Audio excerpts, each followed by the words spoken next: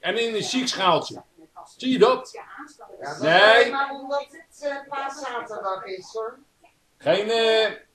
Geen slagroom, Link. En nou, heb je wel eens al gemaakt? Dan is het gezonde aspect weg. Ook al. Ja, ergens ben ik nog bezig. En hoe ging dat? Is die gelukt toen? Ja. Ja? Had je er veel tijd voor nodig? Nee.